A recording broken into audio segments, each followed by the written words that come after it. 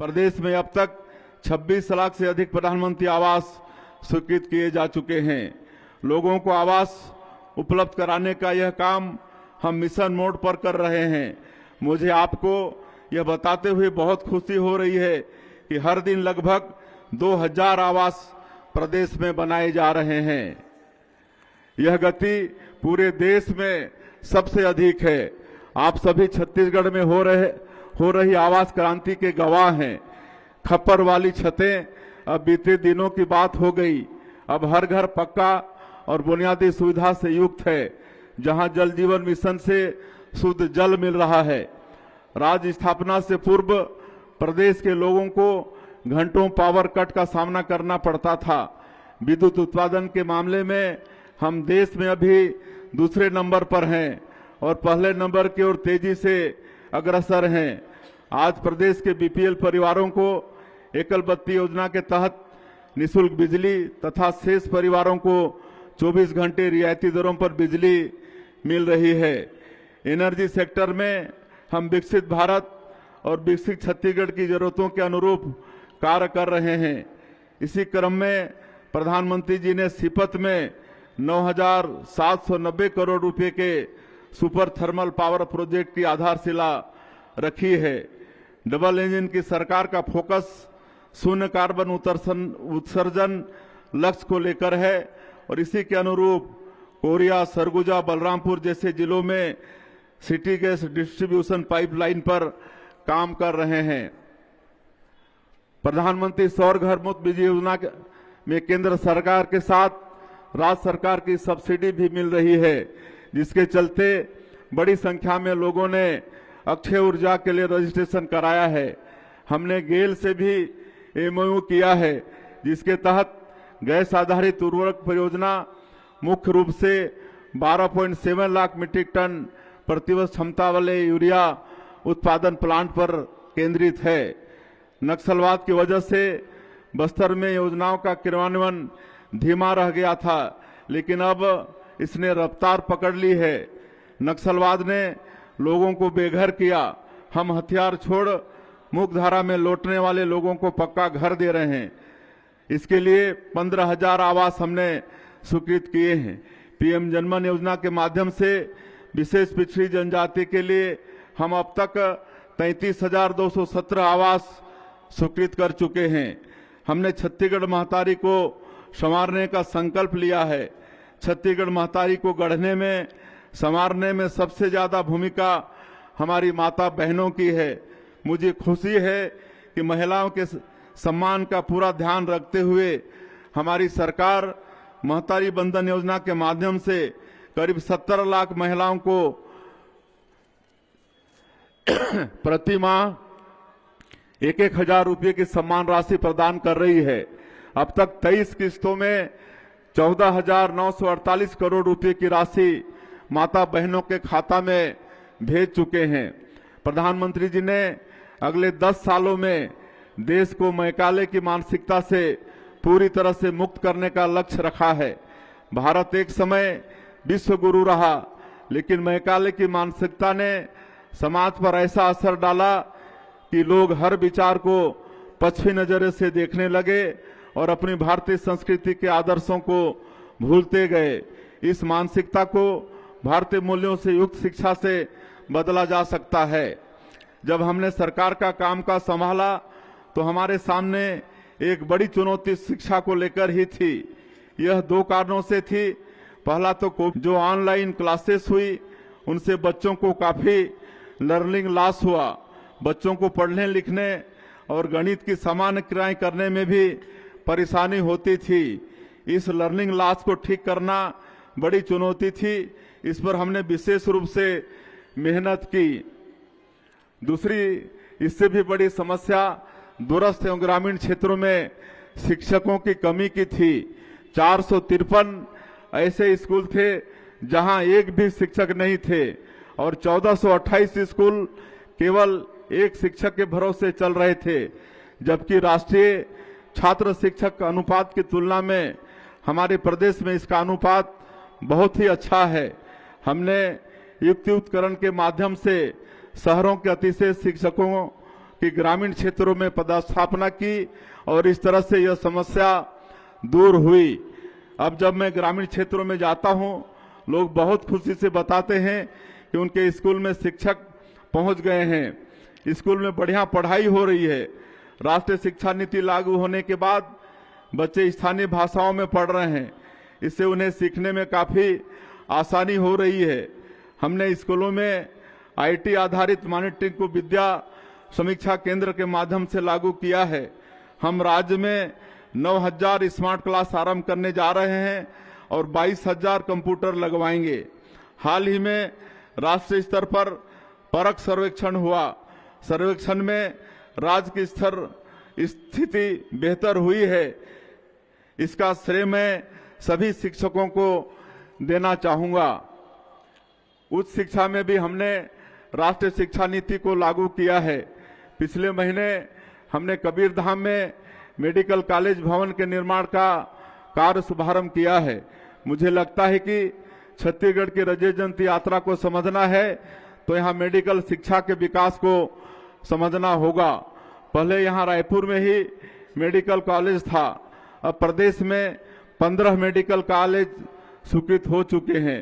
हमारी सरकार ने बिलासपुर में मल्टी सुपर स्पेशलिटी हॉस्पिटल के माध्यम से स्वास्थ्य सुविधाओं को सुदृढ़ किया है।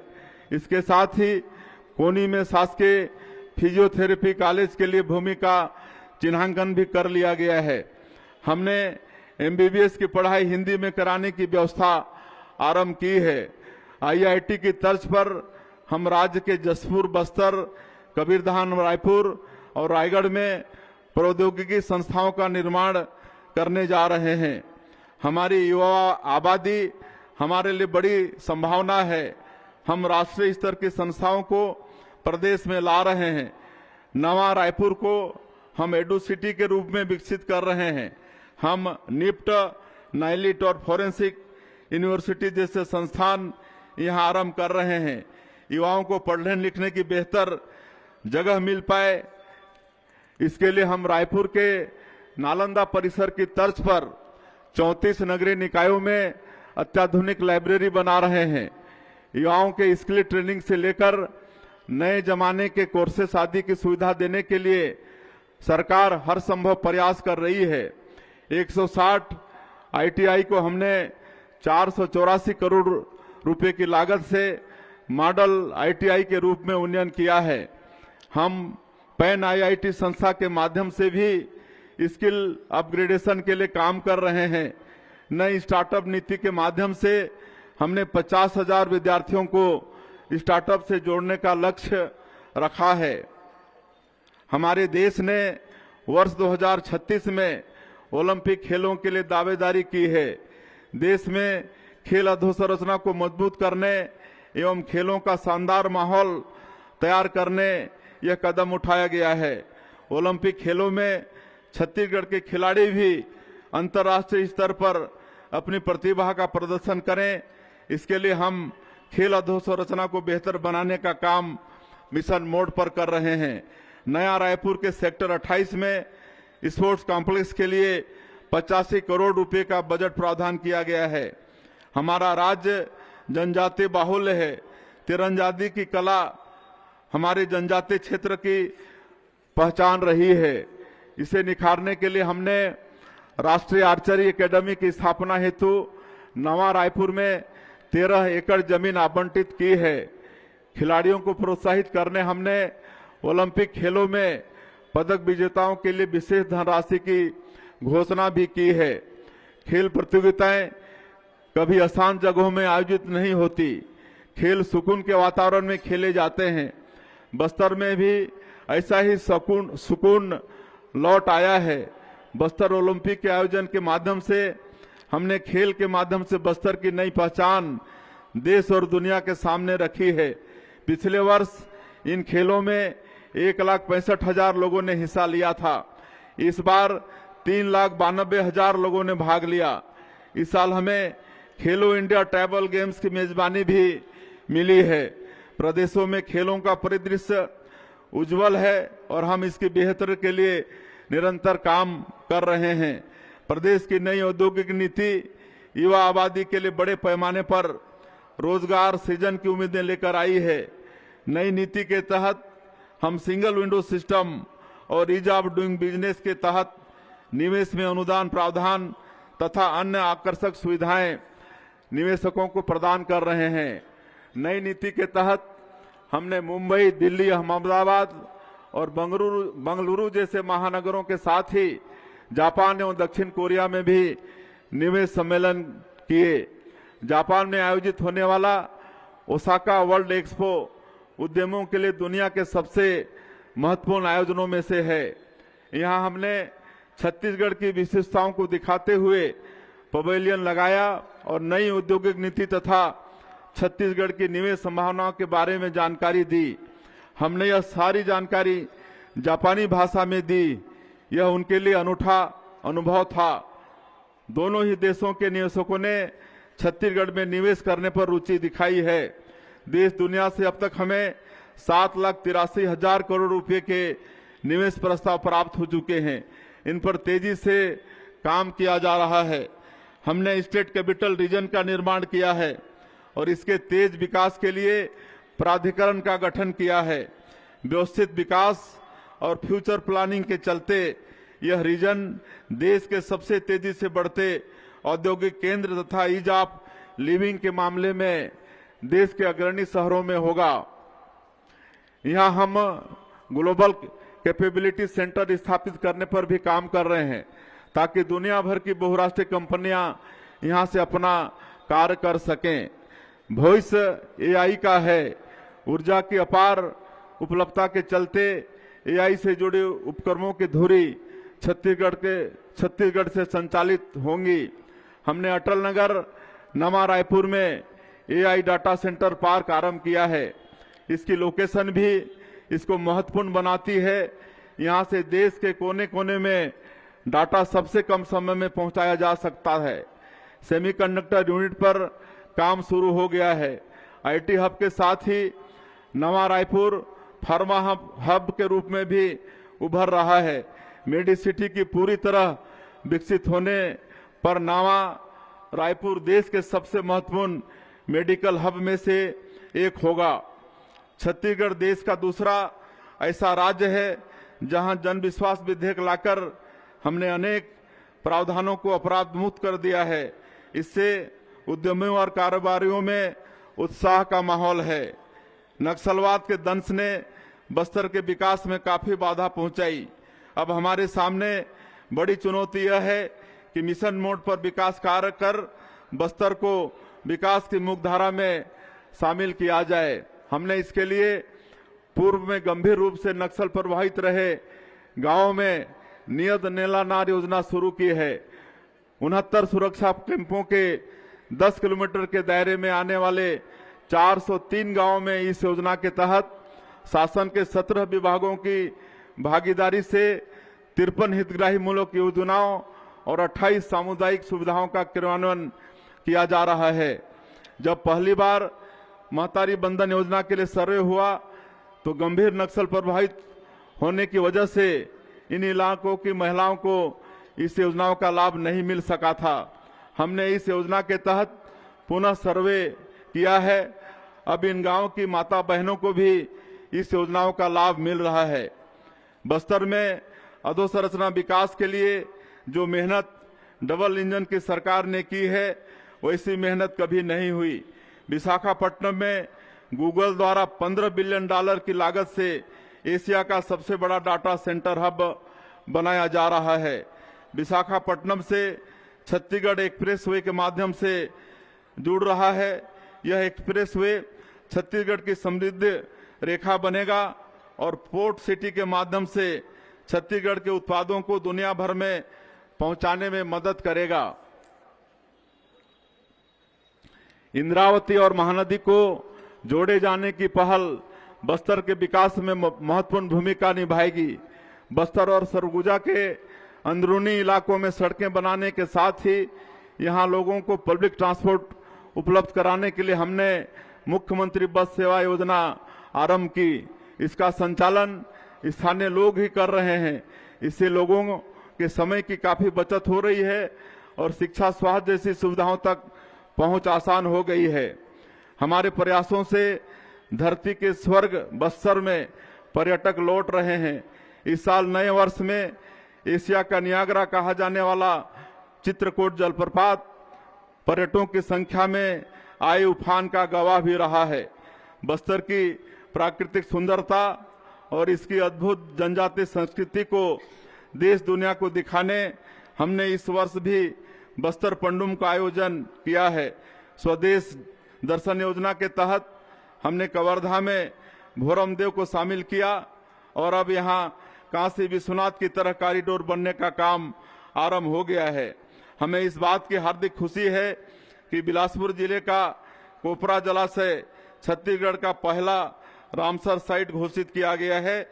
इससे जैव विविधता को सहेजने में मदद मिलेगी। संस्कृत की श्रेष्ठ कविता मेघदूत की प्रेरणा कालिदास को सरगुजा से मिली। सरगुजा संभाग धरती के सबसे सुंदर हिस्सों में से है। यहाँ पर्यटन को प्रोत्साहित करने हम काम कर रहे हैं। छत्तीसगढ़ का शिमला कहा जाने वाला मैनपाट में भी पर्यटकों की संख्या बढ़ी है। नई औद्योगिक नीति में पर्यटन को उद्योग का दर्जा देने और होम स्टे में निवेश पर आकर्षक प्रावधान देने का बेहतर नतीजा सामने आ रहा है। जसपुर में सबसे बड़े प्राकृतिक शिवलिंग मधेश्वर महादेव के दर्शन के लिए भी बड़ी संख्या में श्रद्धालु पहुंच रहे हैं। जसपुर का मायालय भी स्वदेश दर्शन योजना में शामिल हो गया है। रेल, सड़क और हवाई सेवाओं के विस्तार का असर सरगुजा संभाग के तेज विकास में नजर आ रहा है। यहाँ निवेश पर किए गए आकर्षक प्रावधानों के चलते तेजी से आर्थिक निवेश हो रहा है। शिक्षा और स्वास्थ्य से जुड़ी अधोसंरचना को भी हम बेहतर कर रहे हैं। जसपुर में मेडिकल कॉलेज की स्थापना के लिए 359 करोड़ रुपए स्वीकृत किए गए हैं। इसके साथ ही यहाँ 220 बिस्तर वाले अत्याधुनिक अस्पताल के निर्माण के लिए भी 32 करोड़ रुपए की मंजूरी दी गई है। नगरीय निकायों की सुंदरता एवं यहाँ बुनियादी सुविधाओं को सुनिश्चित करने हम मिशन मोड में काम कर रहे हैं। इसके अच्छे नतीजे सामने आए हैं। स्वच्छता सर्वेक्षण में छत्तीसगढ़ के सभी शहरों ने अच्छा प्रदर्शन किया है। प्रधानमंत्री जी ने मन की बात कार्यक्रम में बिल्हा की स्वच्छता दीदियों की प्रशंसा भी की है। रायपुर को प्रॉमिसिंग स्वच्छ शहर का पुरस्कार मिला है और गार्बेज फ्री सिटीज की 7 स्टार रेटिंग मिली है। 3 लाख से 10 लाख की आबादी वाले शहरों की श्रेणी में बिलासपुर को दूसरा स्थान प्राप्त हुआ है। मुख्यमंत्री नगरोत्थान योजना के माध्यम से हम 525 करोड़ रुपए की लागत से सभी नगर निगमों में अधोसंरचना के बुनियादी महत्व के कार्य करा रहे हैं। पब्लिक ट्रांसपोर्ट को बढ़ावा देते हुए प्रधानमंत्री ई बस सेवा योजना के माध्यम से रायपुर में 100, दुर्ग भिलाई में 50, बिलासपुर में 50 तथा कोरबा में 40 ई बसों की स्वीकृति प्राप्त हुई है। अटल जी के जन्म शताब्दी को यादगार बनाने हम सभी नगरीय निकायों में अटल परिसर बना रहे हैं। अटल जी द्वारा दिखाए गए सुशासन की राह पर हम निरंतर चल रहे हैं। प्रशासनिक कार्यप्रणाली के हर स्तर पर सुशासन को अपनाया गया है। सुशासन की पहली शर्त है पारदर्शिता। इसे अपनाते हुए हमने डिजिटल गवर्नेंस को हर स्तर पर अपनाया है। ई ऑफिस के माध्यम से हमने सरकारी कामकाज में समय सीमा, गुणवत्ता और पारदर्शिता स्थापित की है। बायोमेट्रिक अटेंडेंस हमने सभी विभागों में लागू किया है। ठीक सुबह 10 बजे अपनी उपस्थिति बायोमेट्रिक अटेंडेंस के माध्यम से दर्ज करानी होती है। अधिकारी कर्मचारी तय सीमा पर अपनी जगह पर बैठ जाते हैं और कामकाज शुरू हो जाता है। हमने खरीदी में जेम पोर्टर को अपनाया है और इससे सरकारी खरीदी में होने वाले भ्रष्टाचार पर रोक लगी है। शासन प्रणाली में आए इन असाधारण बदलावों का असर राज्य की जीएसडीपी में नजर आ रहा है। जीएसडीपी वर्ष 2024-25 का अग्रिम अनुमान 3,29,752 करोड़ रुपए है, जो पिछले वर्ष की तुलना में 7.51% अधिक है। इसी प्रकार 2023-24 की तुलना में राज्य की प्रति व्यक्ति आय 9.37% बढ़कर 1,62,870 रुपये हो गई है। हमारी छत्तीसगढ़ी संस्कृति का संरक्षण और संवर्धन हमारे लिए सबसे अहम है। श्री राम लला हमारी सांस्कृतिक आस्था के केंद्र हैं। श्री राम लला अयोध्या धाम दर्शन योजना से अब तक 40,000 से अधिक श्रद्धालु प्रभु श्री राम के पुण्य दर्शन का लाभ ले चुके हैं। भारत भूमि विलक्षण है, जहां उत्तर, दक्षिण, पूर्व, पश्चिम हर कोने में पुण्य स्थल मौजूद हैं। प्रदेशवासियों को इनके दर्शन कराने मुख्यमंत्री तीर्थ दर्शन योजना भी शुरू की गई है, जिसमें अब तक 5,000 श्रद्धालु तीर्थ स्थलों का दर्शन कर चुके हैं। अभी रायपुर साहित्य उत्सव का आयोजन हमने किया। इस आयोजन के माध्यम से हमने ज्ञानपीठ पुरस्कार प्राप्त स्वर्गीय श्री विनोद कुमार शुक्ल सहित दिग्गज साहित्यकारों की प्रेरणा को नई पीढ़ी तक पहुंचाने का प्रयास किया है। अपनी बोली, भाषा, लोक कला, लोकगीत और सांस्कृतिक धरोहरों को सहेजने हम ऐसे कार्यक्रम करते रहेंगे। राज्य के सर्वांगीण विकास में शांति, सुरक्षा एवं कानून व्यवस्था की प्रमुख भूमिका रही है। इसमें हमारे छत्तीसगढ़ पुलिस के जवानों का अनुकरणीय योगदान है। इन्होंने सुरक्षा व्यवस्था बनाए रखने के साथ नक्सल विरोधी अभियानों में अदम्य साहस का परिचय देते हुए अनेक जवानों ने अपना सर्वोच्च बलिदान दिया है। इस उत्कृष्ट कार्य के लिए छत्तीसगढ़ पुलिस बल में कार्यरत समस्त बल को समान स्वरूप राज्य स्थापना की 25वीं वर्षगांठ का पदक प्रदान किए जाने की मैं घोषणा करता हूं। विकसित छत्तीसगढ़ के लिए बनाए गए अंजोर विजन डॉक्यूमेंट के अनुरूप हम लगातार कार्य करते रहेंगे। जन भागीदारी से हम छत्तीसगढ़ महतारी को संवारते रहेंगे। मुझे इस अवसर पर स्वर्गीय लक्ष्मण मस्तूरिया जी की कविता की पंक्तियां याद आ रही हैं। सरगला पृथ्वी माँ लादे हूँ, परण ऐसन ठाने हों, मोर संग चलो रे, मोर संग चलो जी, मोर संग चलोगा, मोर संग चलो रे। मस्तूरिया जी की इन पंक्तियों को साकार करना है और विकसित छत्तीसगढ़ का निर्माण करना है। आप सभी की भागीदारी से निश्चित ही हम यह लक्ष्य प्राप्त करेंगे। आप सभी को पुनः एक बार गणतंत्र दिवस की बहुत बहुत बधाई, बहुत बहुत शुभकामनाएं। जय हिंद, जय छत्तीसगढ़।